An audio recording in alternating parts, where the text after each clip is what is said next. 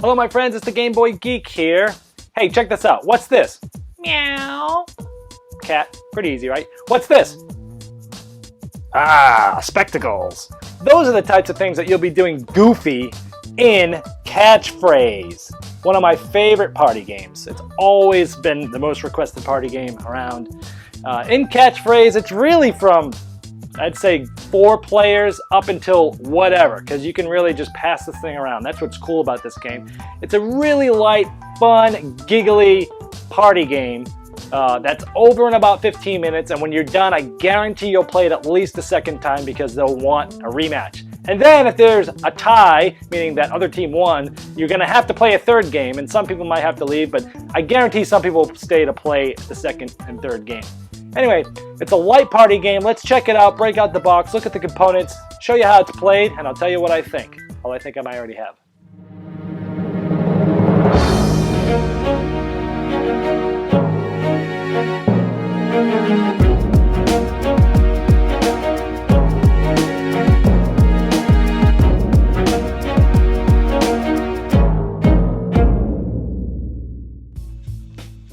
Okay, Catchphrase here is for 2 teams or players. Usually it plays with a lot of different people on teams.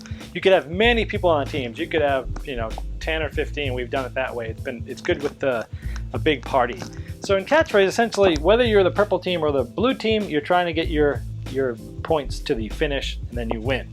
Well, how do you do that? Here is the Catchphrase wheel. Inside this little window is some sort of phrase or word or thing or place, and you're trying to get everybody else on your team to guess what this is. Now, it's similar to a game of like Taboo, where you're trying to get your team to guess the word, but unlike Taboo, there's nothing that you can't say other than it sounds like or rhymes like. You can make noises, you can do charades, you can do pretty much anything to get them to say this, other than saying the word, saying rhymes with or sounds like. And so once you get them to say that, you simply click this and pass it to the next person. Now, when you set this game up, you're sitting so that each teammate is sitting every other person.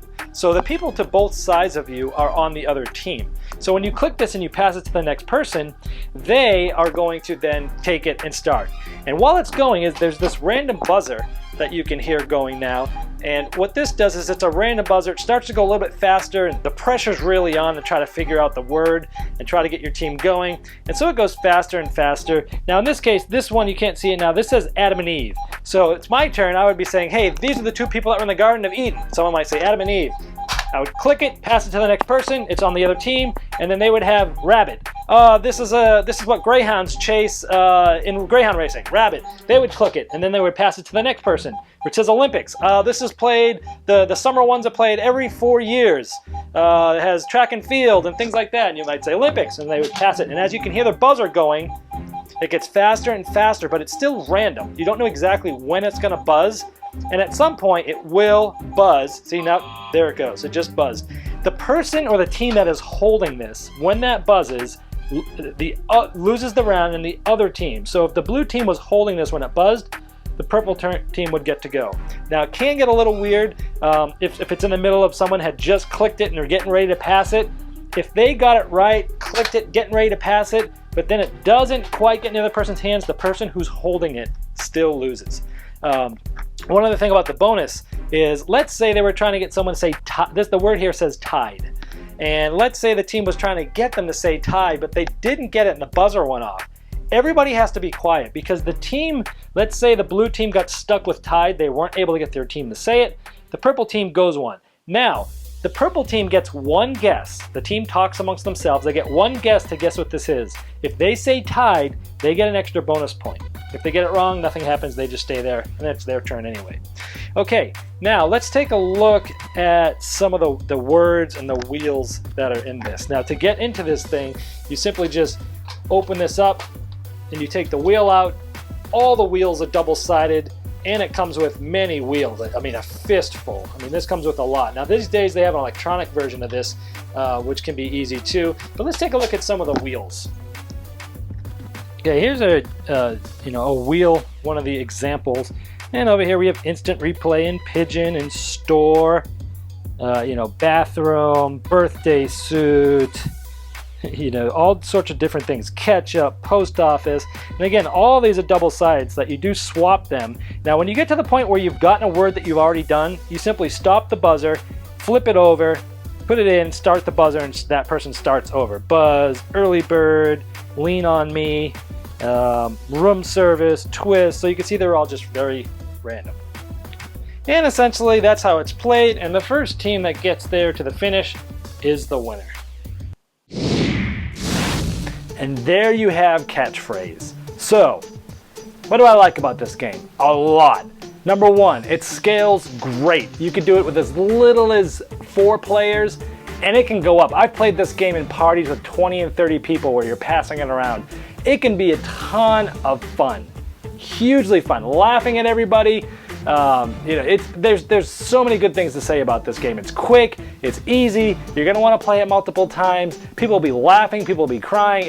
It's really a great game. So is there anything I don't like about it? There are a few things I don't like about it. If you're the type of person who gets stage fright or does not like to have pressure put on you, you might not like this game. Because what ends up happening is, especially if you're playing in a smaller group, everybody will start passing the catchphrase along the box. And what happens is, since it's a random timer and it starts to speed up, of course you're going crazy as it speeds up. What ends up happening is it always tends to get back to that last person, and then they just stand there and they get stage fright. Oh, buzz! And then they start, and then they get one. Then it goes around and it gets them, and it's still the same round. Oh, buzz! So the only thing I don't like about it is if someone gets stage fright, they tend to just always end up with being the person that gets buzzed, and then it could do stuff, you know, kind of makes them upset or makes them feel bad for losing for their team. You know, that's kind of a bad thing. The other bad thing is this particular version, it's really hard to read, especially under low lighting conditions. The words, it's a small little, almost like a little magnifying glass you have to look through to see the words. If you don't have great eyes, you're gonna have trouble seeing this. We can see the older people doing this sort of thing all night long. Now the newer versions kind of take care of that. The electronic version took care of that, but then again, you have the old people that don't know how to push the button, and then you have the same problem. The only other thing I don't like also is if it's getting really close to the end and someone finally gets on and it's beeping really fast and they try to give it to the next person, and the rules state whoever's holding the thing, when it buzzes, that team loses. So then you get in the thing where someone knows it's towards the end of the round and someone says it and then they don't want to take it. So what we've played is, hey, if you have the buzzer and you get at the very end and you get the answer right and you pass it and the person doesn't have his arms out, you just drop it and then that team will lose, because that can cause some conflicts. Of course, it's usually all in good fun, but you know, small little negative things. Overall, I love this game. It's one of the most requested party games to bring out. It's a heck of a lot of fun no matter what age, young, small. The cool thing is you can do gestures, you can make noises, you can do all the sort of hoopla. It's just a lot of fun. Check it out.